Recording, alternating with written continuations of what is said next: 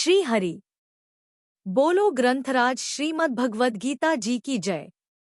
श्री परमात्मने नमः। नमस्कार दोस्तों, स्वागत है आपका हमारे इस नए वीडियो में, जहां हम ईश्वर अर्जुन संवाद श्रीमद् भगवद गीता के महत्वपूर्ण श्लोकों पर चर्चा करते हैं। आज हम चर्चा करेंगे अध्याय 2 के श्लोक 70 से 72 की, जिसमें भगवान श्री कृष्ण स्थिर बुद्धि, शांति और ब्रह्मस्थिति का महत्व बता रहे हैं। अगर आप हमारे चैनल पर नए हैं तो कृपया सब्सक्राइब करना न भूलें और वीडियो को लाइक जरूर करें। पिछले वीडियो में हमने अध्याय 2 के श्लोक 67 से 69 पर चर्चा की थी, जहां भगवान श्री कृष्ण ने इंद्रियों की नियंत्रण शक्ति और मन की भूमिका के बारे में बताया था। हमें यह सिखाया गया कि जैसे जल में नाव को वायु बहा ले जाती है, वैसे ही इंद्रियों के वश में आया मन बुद्धि को भ्रमित कर देता है। इसके बाद हमने सीखा कि जो व्यक्ति अपनी इंद्रियों को नियंत्रित करता है, वही स्थिर बुद्धि होता है। आज हम अध्याय 2 के श्लोक 71 से 72 पर चर्चा करेंगे। इन श्लोकों में भगवान श्री कृष्ण आत्मसंयम और इच्छाओं के त्याग की महिमा का वर्णन करते हैं। जब कोई व्यक्ति सभी कामनाओं को त्याग देता है और समस्त प्रकार के आसक्तियों से मुक्त हो जाता है, तब वह शांति को प्राप्त करता है। भगवद गीता अध्याय 2 श्लोक 71 से 72। कामना, स्पृहा, ममता और अहंकार आदि से रहित होकर विचरने वाले पुरुष को परम शांति की प्राप्ति। श्लोक 71। विहाय कामान्य सर्वान् पुमांश्चरति निःस्पृह निर्ममो निरहंकारः स शांतिम अधिगच्छति। उच्चारण की विधि। विहाय कामान यह सर्वान पुमान चरति निःस्पृहः निर्ममः निरहंकारः स शांतिम अधिगच्छति। 71। यह अर्थात जो, पुमान अर्थात पुरुष, सर्वान अर्थात संपूर्ण, कामान अर्थात कामनाओं को, विहाय अर्थात त्याग कर, निर्ममः अर्थात ममता रहित, निरहंकारः अर्थात अहंकार रहित और निःस्पृहः अर्थात स्पृहारहित हुआ, चरति अर्थात विचरता है, सह अर्थात वही, शांतिम अर्थात शांति को, अधिगच्छति अर्थात प्राप्त होता है, अर्थात वह शांति को प्राप्त है। व्याख्या। विहाय कामान्यः सर्वान् पुमांश्चरति निःस्पृहः अप्राप्त वस्तु की इच्छा का नाम कामना है। स्थित प्रज्ञ महापुरुष संपूर्ण कामनाओं का त्याग कर देता है। कामनाओं का त्याग कर देने पर भी शरीर के निर्वाह मात्र के लिए देश, काल, वस्तु, व्यक्ति, पदार्थ आदि की जो आवश्यकता दिखती है, अर्थात जीवन निर्वाह के लिए प्राप्त और अप्राप्त वस्तु आदि की जो जरूरत दिखती है, उसका नाम स्पृहा है। स्थित प्रज्ञ पुरुष इस स्पृहा का भी त्याग कर देता है। कारण कि जिसके लिए शरीर मिला था और जिसकी आवश्यकता थी, उस तत्व की प्राप्ति हो गई, वह आवश्यकता पूरी हो गई। अब शरीर रहे चाहे न रहे, शरीर निर्वाह हो चाहे न हो, इस तरफ वह बेपरवाह रहता है। यही उसका निःस्पृह होना है। निःस्पृह होने का अर्थ यह नहीं है कि वह निर्वाह की वस्तुओं का सेवन करता ही नहीं। वह निर्वाह की वस्तुओं का सेवन भी करता है, पथ्य कुपथ्य का भी ध्यान रखता है, अर्थात पहले साधनावस्था में शरीर आदि के साथ जैसा व्यवहार करता था, वैसा ही व्यवहार अब भी करता है, परंतु शरीर बना रहे तो अच्छा है, जीवन निर्वाह की वस्तुएं मिलती रहें तो अच्छा है, ऐसी उसके भीतर कोई परवाह नहीं होती। इसी अध्याय के 55वें श्लोक में प्रजहाति यदा कामान सर्वान पदों से कामना त्याग की जो बात कही थी, वही बात यहाँ विहाय कामान्य सर्वान पदों से कही है। इसका तात्पर्य है कि कर्मयोग में संपूर्ण कामनाओं का त्याग किए बिना कोई स्थित प्रज्ञ नहीं हो सकता, क्योंकि कामनाओं के कारण ही संसार के साथ संबंध जुड़ा हुआ है। कामनाओं का सर्वथा त्याग करने पर संसार के साथ संबंध रह ही नहीं सकता। निर्ममः स्थित प्रज्ञ महापुरुष ममता का सर्वथा त्याग कर देता है। मनुष्य जिन वस्तुओं को अपनी मानता है, वे वास्तव में अपनी नहीं है, प्रत्युत संसार से मिली हुई है। मिली हुई वस्तु को अपनी मानना भूल है। यह भूल मिट जाने पर स्थित प्रज्ञ वस्तु, व्यक्ति, पदार्थ, शरीर, इंद्रियां आदि में ममता रहित हो जाता है। निरहंकारः यह शरीर मैं ही हूं, इस तरह शरीर से तादात्म्य मानना अहंकार है। स्थित प्रज्ञ में यह अहंकार नहीं रहता। शरीर, इंद्रियां, मन, बुद्धि आदि सभी किसी प्रकाश में दिखते हैं और जो मैंपन है उसका भी किसी प्रकाश में भान होता है।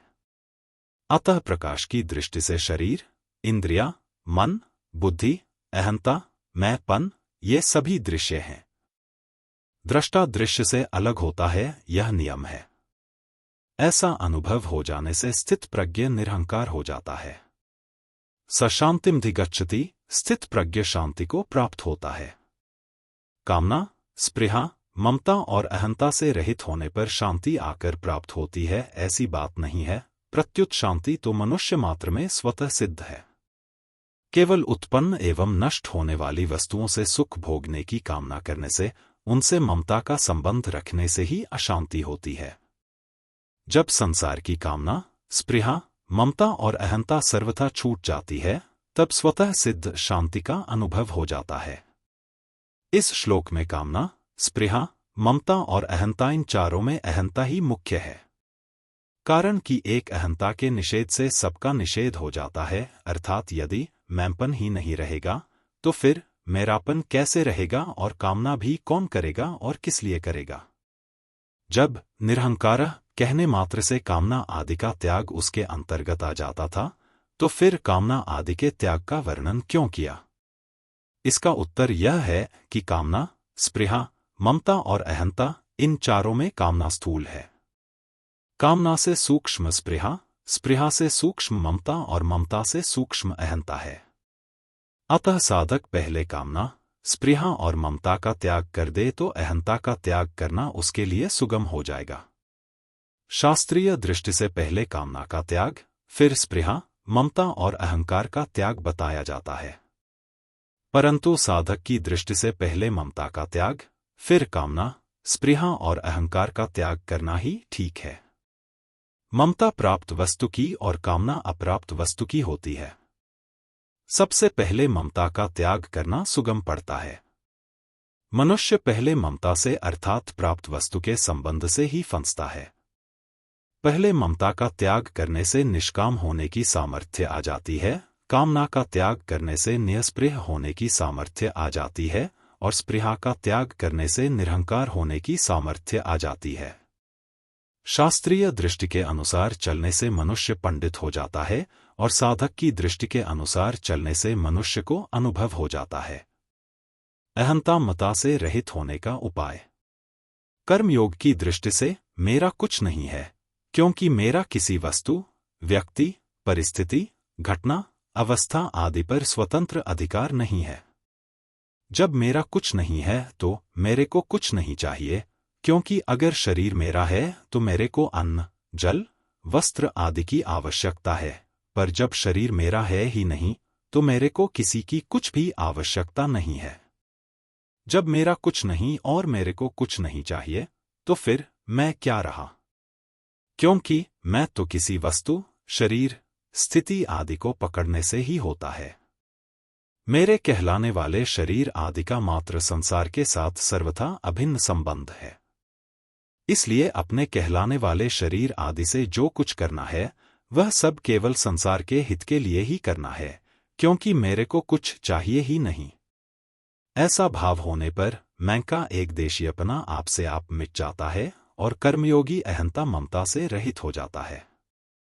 सांख्य योग की दृष्टि से प्राणी मात्र को मैं हूं इस प्रकार अपने स्वरूप की स्वतः सिद्ध सत्ता, होनापन का ज्ञान रहता है।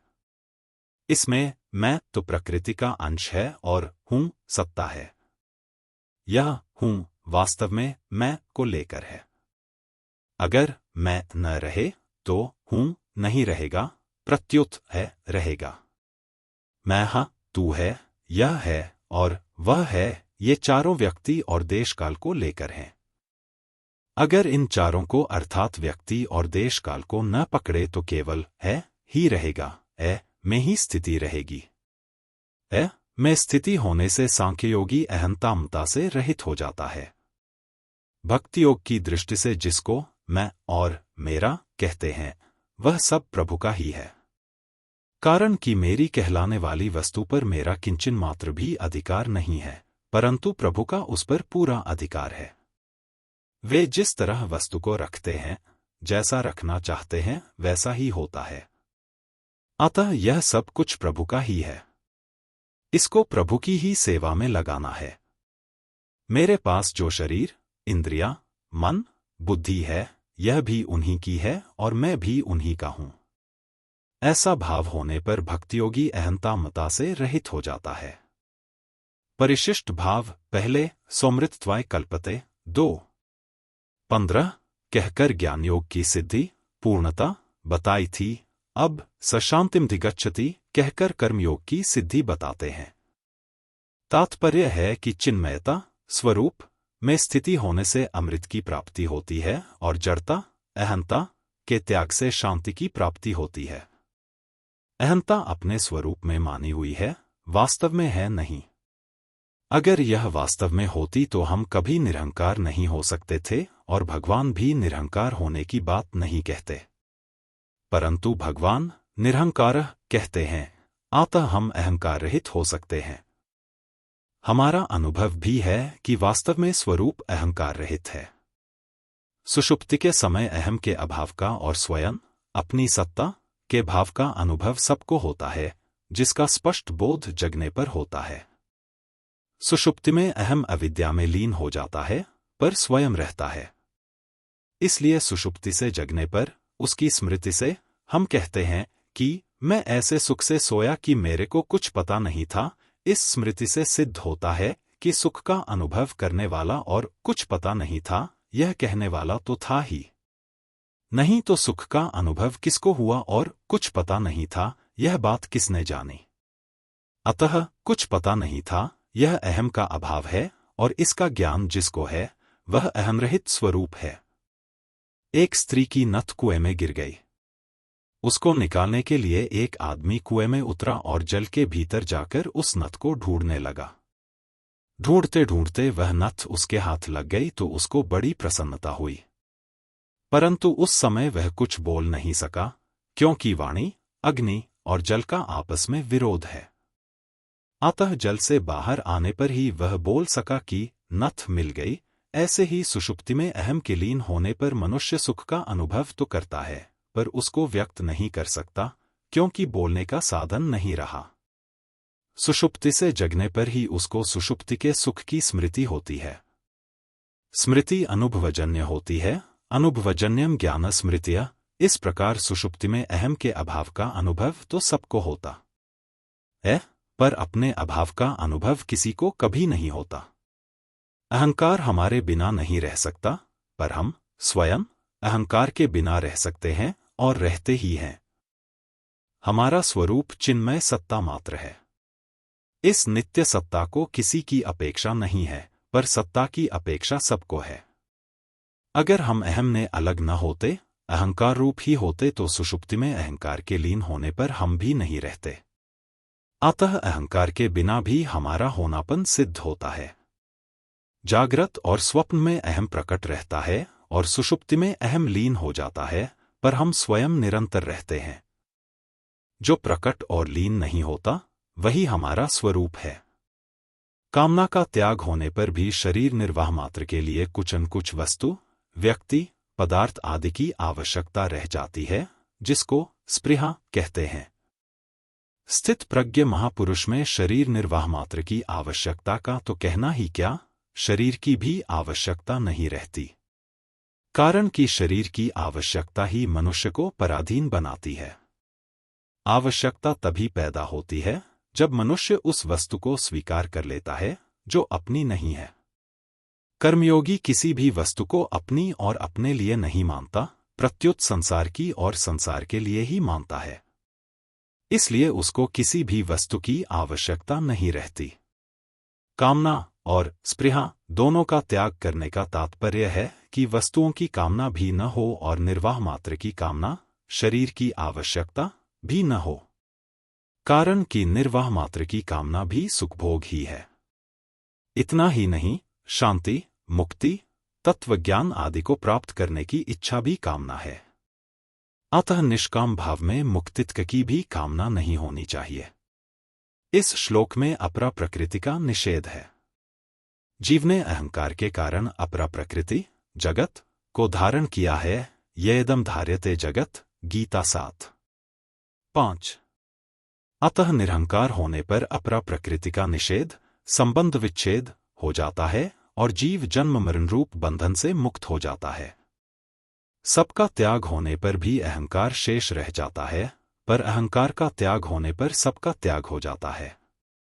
संबंध कामना, स्पृहा, ममता और अहंता से रहित होने पर उसकी क्या स्थिति होती है, इसका वर्णन आगे के श्लोक में करते हुए इस विषय का उपसंहार करते हैं।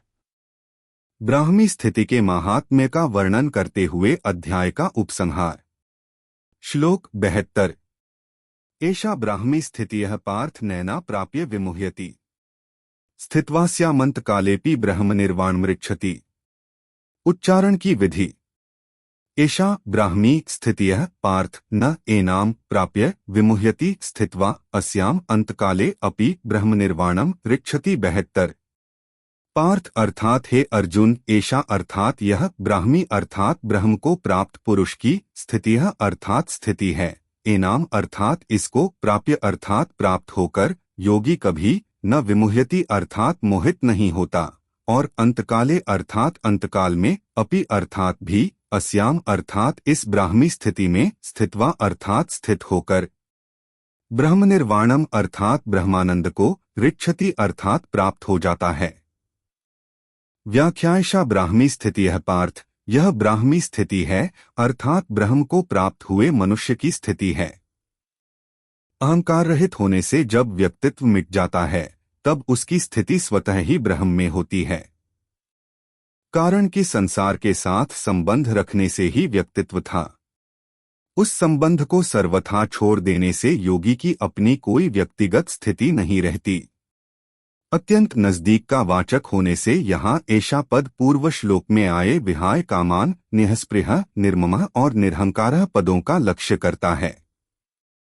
भगवान के मुख से तेरी बुद्धि जब मोहकलिल और श्रुति विप्रतिपत्ति से तर जाएगी तब तू योग को प्राप्त हो जाएगा। ऐसा सुनकर अर्जुन के मन में यह जिज्ञासा हुई कि वह स्थिति क्या होगी। इस पर अर्जुन ने स्थितप्रज्ञ के विषय में 4 प्रश्न किए। उन चारों प्रश्नों का उत्तर देकर भगवान ने यहाँ वह स्थिति बताई कि वह ब्राह्मी स्थिति है।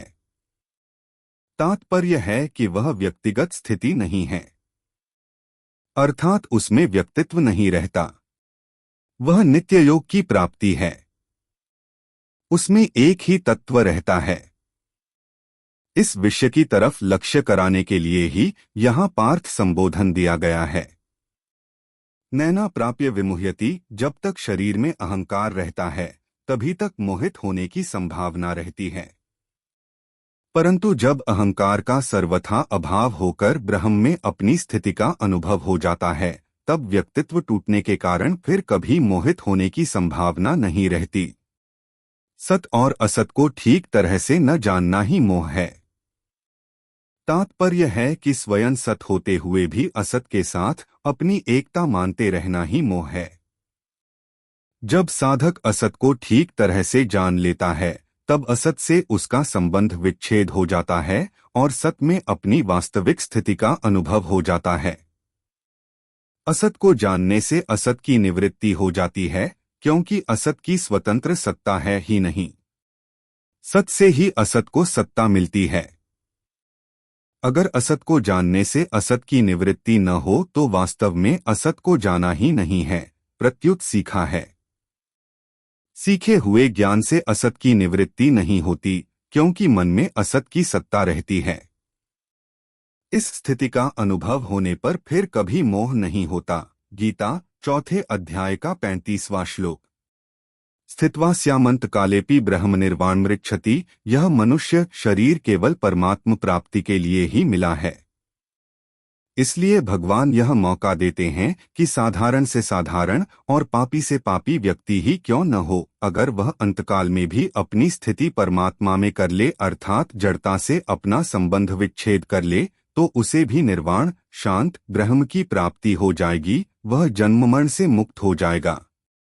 ऐसी ही बात भगवान ने 7वें अध्याय के 30वें श्लोक में कही है कि अधिभूत अधिदैव और अधियज्ञ एक भगवान ही हैं, ऐसा प्रयाण काल में भी मेरे को जो जान लेते हैं वे मेरे को यथार्थ रूप से जान लेते हैं, अर्थात मेरे को प्राप्त हो जाते हैं। 8वें अध्याय के 5वें श्लोक में कहा कि अंतकाल में मेरा स्मरण करता हुआ कोई प्राण छोड़ता है वह मेरे को ही प्राप्त होता है, इसमें संदेह नहीं है। दूसरी बात, उपर्युक्त पदों से भगवान उस ब्राह्मी स्थिति की महिमा का वर्णन करते हैं कि इसमें यदि अंतकाल में भी कोई स्थित हो जाए तो वह शांत ब्रह्म को प्राप्त हो जाता है।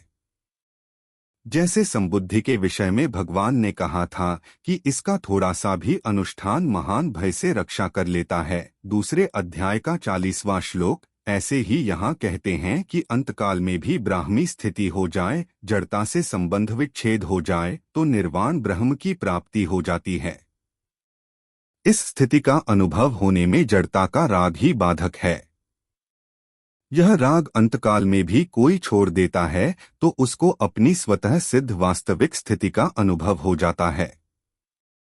यहाँ यह शंका हो सकती है कि जो अनुभव उम्र भर में नहीं हुआ वह अंतकाल में कैसे होगा। अर्थात स्वस्थ अवस्था में तो साधक की बुद्धि स्वस्थ होगी, विचार शक्ति होगी, सावधानी होगी तो वह ब्राह्मी स्थिति का अनुभव कर लेगा, परंतु अंतकाल में प्राण छूटते समय बुद्धि विकल हो जाती है, सावधानी नहीं रहती। ऐसी अवस्था में ब्राह्मी स्थिति का अनुभव कैसे होगा। इसका समाधान यह है कि मृत्यु के समय में जब प्राण छूटते हैं तब शरीर आदि से स्वतः ही संबंध विच्छेद होता है। यदि उस समय उस स्वतः सिद्ध तत्व की तरफ लक्ष्य हो जाए तो उसका अनुभव सुगमता से हो जाता है। कारण कि निर्विकल्प अवस्था की प्राप्ति में तो बुद्धि, विवेक आदि की आवश्यकता है, पर अवस्थातीत तत्व की प्राप्ति में केवल लक्ष्य की आवश्यकता है। निर्विकल्प अवस्था की प्राप्ति में ही अभ्यास, विचार, निधिध्यासन आदि काम करते हैं, पर निर्विकल्प बोध अवस्थातीत ब्राह्मी स्थिति की प्राप्ति में बुद्धि काम नहीं करती, उसमें बुद्धि छूट जाती है। कारण कि निर्विकल्प बोध करण निरपेक्ष है, अर्थात उसमें करण की किंचन मात्र भी अपेक्षा नहीं है। उसकी प्राप्ति में करण से संबंध विच्छेद ही कारण है। वह लक्ष्य चाहे पहले के अभ्यास से हो जाए, चाहे किसी शुभ संस्कार से हो जाए, चाहे भगवान या संत की अहेतुकी कृपा से हो जाए, लक्ष्य होने पर उसकी प्राप्ति स्वतः सिद्ध है। यहाँ अपि पद का तात्पर्य है कि अंतकाल से पहले अर्थात जीवित अवस्था में यह स्थिति प्राप्त कर ले तो वह जीवन मुक्त हो जाता है, परंतु अगर अंतकाल में भी यह स्थिति हो जाए अर्थात निर्मम निरहंकार हो जाए तो वह भी मुक्त हो जाता है। इसका तात्पर्य यह है कि यह स्थिति तत्काल हो जाती है। स्थिति के लिए अभ्यास करने, ध्यान करने, समाधि लगाने की किंचन मात्र भी आवश्यकता नहीं है। भगवान ने यहाँ कर्मयोग के प्रकरण में ब्रह्म निर्वाणम पद दिया है। इसका तात्पर्य है कि जैसे सांख्य योगी को निर्वाण ब्रह्म की प्राप्ति होती है, गीता 5वें अध्याय के 24वें से 26वें श्लोक तक, ऐसे ही कर्मयोगी को भी निर्वाण ब्रह्म की प्राप्ति होती है। इसी बात को 5वें अध्याय के 5वें श्लोक में कहा है कि सांख्ययोगी द्वारा जो स्थान प्राप्त किया जाता है वही स्थान कर्मयोगी द्वारा भी प्राप्त किया जाता है। कल हम अध्याय 3 की शुरुआत करेंगे, जहां अर्जुन भगवान श्री कृष्ण से कर्म और ज्ञान के बीच के अंतर पर सवाल पूछते हैं। हम श्लोक 1 से 3 पर चर्चा करेंगे, जिसमें भगवान कृष्ण अर्जुन के संदेहों का समाधान करते हैं। दोस्तों, अगर आपको हमारा यह वीडियो पसंद आया हो तो इसे लाइक करें और चैनल को सब्सक्राइब करना न भूलें। हमें कमेंट्स में बताइए कि आपने आज के श्लोक से क्या सीखा। साथ ही कल के श्लोक की चर्चा में आपसे मिलेंगे। तब तक के लिए धन्यवाद। खास ऑफर, अपना लर्निंग शेयर करें और 100 लाइक्स पाएं अपने कमेंट पर। इसे अपने दोस्तों और परिवार के साथ शेयर करें और 100 लाइक्स प्राप्त करें, ताकि आपको 2 महीने का YouTube प्रीमियम मुफ्त पाने का मौका मिल सके। धन्यवाद और फिर मिलेंगे एक नए ज्ञान के साथ। बोलो ग्रंथराज श्रीमद् भगवद गीता जी की जय। जय श्री कृष्ण।